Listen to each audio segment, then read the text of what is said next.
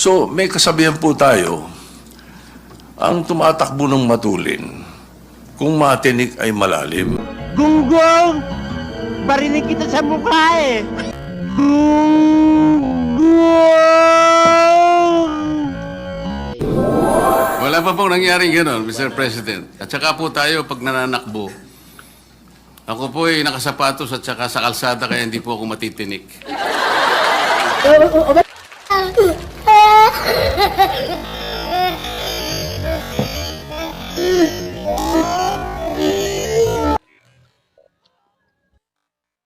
If we prematurely dismiss the case and the Supreme Court subsequently grants the MR and reverses its own decision.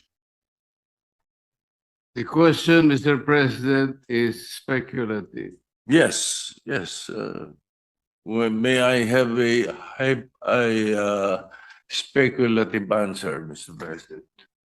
We cannot speculate.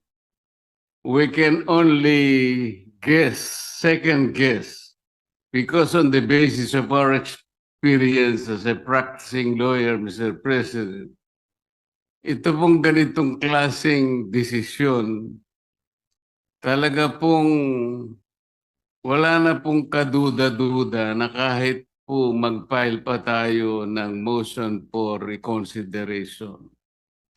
We're hoping against hope.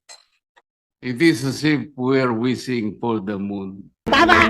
Tama, pati tenga ko! Tama!